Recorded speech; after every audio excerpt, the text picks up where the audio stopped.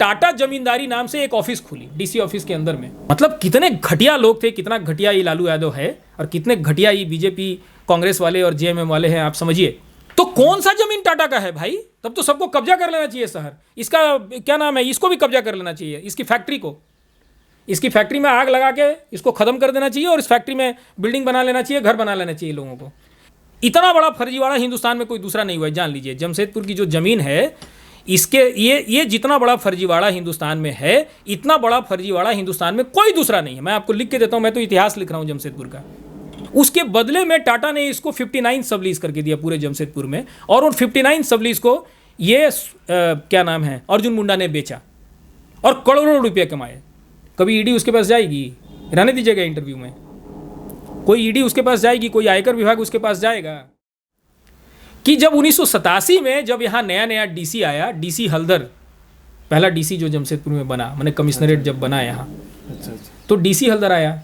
उस समय चूंकि हम लोग खुशबू नगर के खिलाफ एक बड़ा आंदोलन किए थे, तो डीसी के यहाँ हमारे सीताराम शास्त्री, अरविंद अंजुम, ये लोग धरने पर थे, भूख हड़ताल में थे। तो मुझे याद है डीसी हल्दर के समय में टाटा की एक टाटा जमींदारी नाम से एक ऑफिस खुली डीसी ऑफिस के अंदर में, समझ लीजिए।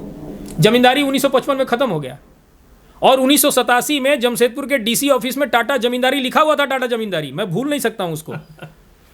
मतलब कितने घटिया लोग थे, कितना घटिया ये लालू यादव है और कितने घटिया ये बीजेपी कांग्रेस वाले और जेएमएम वाले हैं, आप समझिए। उसमें लिखा हुआ था टाटा जमींदारी ऑफिस, उसमें खुला। लेकिन डीसी हल्दर को हैसियत नहीं थी, वो बहुत कमजोर आदमी था, लीजा आदमी था, वो नहीं कर सकता था ये सब। ये सारा करवाया लालू यादव ने जब उसने गोरेलाल यादव को भेजा। गोरेलाल यादव एक महाकरप्ट, लालू यादव एक महाकरप्ट आदमी। इन लोगों ने टाटा के साथ साठ गांठ करके, टाटा ने पैसे दिए उनको, टाटा ने पूरा जो जमीन था जमशेदपुर का और उसके इर्द गिर्द का सारे जमीनों का नक्शा बर्बाद करवा दिया, गायब करवा दिया। आप जाके टाटा से पूछिए या डीसी को पूछिए, डीसी है ना कस्टोडियन, लैंड डिपार्टमेंट जाके पूछिए कि जमशेदपुर की जिसको तुम लोग लीज कहते हो, उस लीज का दस्तावेज हमको दे दो, उस लीज का नक्शा हमको दे दो। नहीं है इनके पास। मैंने मांगा था, मेरे पास है उसका रिप्लाई कि हमारे पास नहीं है। अरे टाटा को तुमने गवर्नमेंट ग्रांट दिया अंग्रेजों ने, बाद में तुमने उसको लीज बना दिया और उसका तुम्हारे पास नक्शा नहीं है, तो किस आधार पर दिया? तो कौन सा जमीन टाटा का है भाई? तब तो सबको कब्जा कर लेना चाहिए शहर। इसका क्या नाम है, इसको भी कब्जा कर लेना चाहिए, इसकी फैक्ट्री को। इसकी फैक्ट्री में आग लगा के इसको खत्म कर देना चाहिए और इस फैक्ट्री में बिल्डिंग बना लेना चाहिए, घर बना लेना चाहिए लोगों को, क्योंकि इसका नक्शा नहीं है गवर्नमेंट के पास। ये सबको किसने बर्बाद किया? ये गोरेलाल यादव के समय में टाटा वालों ने बर्बाद करवाया लालू यादव की मदद से। ये इंटरव्यू में रहने दीजिए, सब लोगों को जानने दीजिए, सब क्या क्या हुआ यहाँ पे कारनामे जानने दीजिए। और सारे जो डॉक्यूमेंट्स थे, मतलब लैंड थे, सब में लिखवाया 1956 से ये टाटा का लीज है। आपको मालूम होना चाहिए कि टाटा ने 15,725 एकड़ तक अपने को कन्फाइन नहीं रखा, वो उसके बियॉन्ड गई। वो उलियान की ज़मीन को कहती है मेरा ज़मीन है, वो सोनारी उधर क्या नाम है नदी के किनारे की ज़मीन को कहती है मेरा ज़मीन है। उसने बिरसा नगर की बहुत ज़मीनों को कब्जा कर लिया, जो टीआरएफ कॉलोनी वगैरह बसी हुई है उसको कब्जा कर लिया। उसने एक रिवर व्यू बनाया है जिसमें रिटायर्ड लोगों को दे दिया है ज़मीन, उसको कब्जा कर लिया, वो ज़मीन उसकी नहीं है। तो टाटा केवल इसको बर्बाद इसलिए टाटा ने किया कि टाटा क्लेम कर सके जहां मर्जी वहां क्लेम, ठीक है। और इसको फिर अर्जुन मुंडा साहब जब आए 2005 में, तो इन्होंने उसी तर्ज पर इसको लीज कर दिया। अब देखो, बिहार लैंड रिफॉर्म्स में, बिहार में तो एक कानून था, बिहार लैंड रिफॉर्म्स एक्ट, उसके तहत उन लोगों ने एक फर्जीवाड़ा करके उसको बनाया। झारखंड में तो वो कानून भी नहीं था, कहने के लिए कम से कम बिहार के लोगों ने फर्जीवाड़ा करके एक लीज एग्रीमेंट बनाया और कहा कि देखो हमने एक कानून, अब मेरा एक कानून है, उसमें हमने अमेंडमेंट किया था 72 और 83 में, उसके तहत हमने टेक ओवर कर लिया सरकारी अनुदान को और टाटा को फिर सब लीज, ऐसा टाटा को हमने लीज कर दिया। ये कहने के लिए था, बिल्कुल असंवैधानिक, गैर कानूनी और फर्जीवाड़ा।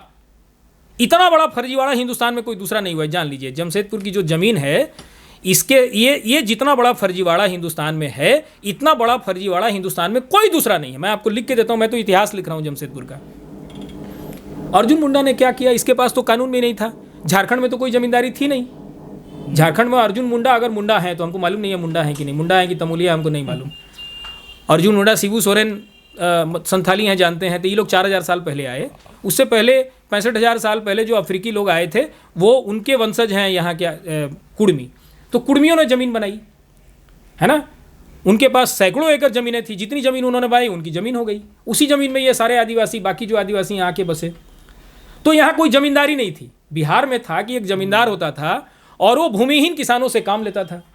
तो वहाँ पे नियम ये बनाना था कि जो भूमिहीन किसान काम कर रहे हैं, जो ज़मीन को जोतेगा वो ज़मीन उसकी हो जाएगी। ये नारा था, आप तो जानते हैं इस बात को। हम लोग तो सब माने लेफ्ट, अल्ट्रा लेफ्ट से आने वाले लोग हैं। हम गांधीयन हैं लेकिन लेफ्ट हैं, लेफ्ट गांधीयन हैं।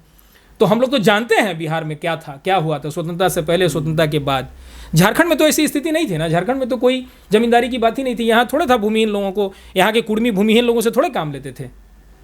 यहाँ के जो यहाँ तो CNT एक्ट था। हाँ, यहाँ 1908 में आ गया था वो। और यहाँ पे जो ये लोग थे, क्या नाम है, जो संथाली मुंडारी लोग थे, ये लोग भी किसी भूमिहीन से काम नहीं लेते थे। तो यहाँ तो कोई जमींदारी नहीं थी। तो यहाँ पे कौन सा कानून था अर्जुन मुंडा के पास जिसके तहत इसने लीज क्रिएट कर लिया? लीज क्यों क्रिएट किया? पैसे के लिए। जब वो लीज खत्म हो गया, बिहार वालों ने जो बनाया था 30 साल का लीज, शायद 2004 में खत्म हो गया, 30 साल के लिए था, तो इसने इसको नया करना था, 2005 में इसने किया। उसके बदले में टाटा ने इसको 59 सब लीज करके दिया पूरे जमशेदपुर में। और उन 59 सब लीज को ये क्या नाम है, अर्जुन मुंडा ने बेचा और करोड़ों रुपये कमाए। कभी ईडी उसके पास जाएगी? रहने दीजिएगा इंटरव्यू में। कोई ईडी उसके पास जाएगी? कोई आयकर विभाग उसके पास जाएगा? उसके पास हजारों करोड़ रुपए हैं, क्योंकि उसने सब अवैध तरीके से उसने कमाया। और आप देखिए, मैंने कहा कि जेएनएससी नाम की कोई संस्था संविधान को अडॉप्ट करने के बाद रही नहीं, बची नहीं। और अगर कोई डाउट था तो 1992 में जब 74वां संविधान संशोधन हुआ, उसके बाद तो डाउट ही खत्म हो गया कि नोटिफाइड एरिया कमेटी नाम की कोई चीज़ नहीं, क्योंकि संविधान में उसकी कोई परिभाषा नहीं है। और उसके बाद भी अगर थोड़ी बहुत डाउट रह गई तो 2011 में जब म्यूनिसिपल एक्ट बनाया यहाँ की सरकार ने, तो उसमें उसकी कोई परिभाषा नहीं है, तो उसके बाद वो एग्जिस्ट नहीं करता है। लेकिन आप देखिए, ये व्यवस्था न केवल चली बल्कि कभी डीसी उसका बन जाता है स्पेशल ऑफिसर। स्पेशल ऑफिसर बनता है स्टेट कैडर से। डीसी जो है आईएएस ऑफिसर, वो नहीं बन सकता है। कभी एसडीओ बन जाता है। अरे तुमको बनना है स्पेशल ऑफिसर तो स्टेट कैडर में आ जाओ, डिमोट करो अपने को। अब ये सरकारें जो हैं बेईमानी से अपने लोगों को जो इनके लिए पैसा उगा ही करे जमशेदपुर में और उनको पहुंचाए, ऐसे लोगों को बना देती है। वो उसको ये भी समझ नहीं है कि स्टेट कैडर के आदमी को बनाना है। वो डीसी को बना देती है यहाँ के स्पेशल ऑफिसर, वो इसको बना देती है स्पेशल ऑफिसर। पता नहीं स्पेशल ऑफिसर बनाया है कि नहीं बनाया है, लेकिन एक एसडीओ है, पीयू सिन्हा नाम है, उसको बनाया था डिप्टी एडमिनिस्ट्रेटर, और उसने एक आदेश पास कर दिया जैसे कि वो स्पेशल ऑफिसर है। स्पेशल ऑफिसर का भी कोई डेफिनेशन म्यूनिसिपल एक्ट में नहीं है। आप जानिए, संविधान में तो नहीं है, इनके म्यूनिसिपल एक्ट में स्पेशल ऑफिसर नाम की कोई चीज़ नहीं है। तो ये डिप्टी एडमिनिस्ट्रेटर, आयुक्त, स्पेशल ऑफिसर, ये सब गैर कानूनी पोस्ट्स हैं। ये सब एग्जिस्ट नहीं करते हैं कानून में। और ये डीसी, आप देखे होंगे कि जमशेदपुर में कम से कम 100 से ज़्यादा घर टूटे हैं। जैसे जेएनएससी, डीसी और टाटा वालों ने मिल के, क्योंकि टाटा वालों ने सबलीज किया आदिवासियों की ज़मीन, कुड़मियों की ज़मीन, और 1246 सबलीज करके उससे पैसा कमाया, उसका नक्शा पास किया पहले, डीसी से उसमें हस्ताक्षर करवाया, है ना। और 1246 अवैध बिल्डिंग्स बनाए। जिस तरीके से 1246 अवैध बिल्डिंग इन लोगों ने बनवाए, टाटा ने, डीसी ने और जेएनएससी ने, उसी तरीके से सैकड़ों जो घर हैं उसको तोड़ा। आदिवासियों का घर इन लोगों ने तोड़ा। अभी तोड़ने गई थी उलियान में एक कुड़मी की जगह है जहाँ पे बन्ना गुप्ता शायद उसको कब्जा करने की कोशिश कर रहा था छठ के नाम पे। वो शायद कोई तालाब है, वो कुड़मी का है, और ऑनरेबल हाई कोर्ट का आदेश उसके फेवर में है। उसके बाद टाटा ने वहाँ पे बना दिया, कुछ कंस्ट्रक्शन कर दिया टाटा ने बन्ना गुप्ता के कहने पर, और बन्ना गुप्ता अपने लोगों को लेकर चला गया वो उसको कब्जा करने के लिए, और पुलिस प्रशासन उसको मदद करने के लिए चली गई। डीसी अपना कुनबा लेके खड़ा हो गया। लेकिन जब उसका विरोध हुआ, जब कुड़मी पूरे बड़े संख्या में जब निकले, तब वो कब्जा नहीं हुआ। ऐसी बहुत सी ज़मीनें टाटा ने कब्जा की, और ऐसी बहुत सी ज़मीनों पर जो कंस्ट्रक्शन थे उसको गैर कानूनी ढंग से तोड़वाया। अगर 1950 से किसी को डाउट है तो 1992 के बाद किसी डीसी को, किसी टाटा को, किसी जेएनएससी को, किसी सरकारी अधिकारी को, किसी भी घर को न तो सैंक्शन करने का अधिकार था, न तो नक्शा पास करने का अधिकार था, और न उसको तोड़ने का अधिकार था। तोड़ने के लिए सरकार को म्युनिसिपल कानून बनाना था, सरकार ने बनाया नहीं। समझ गए?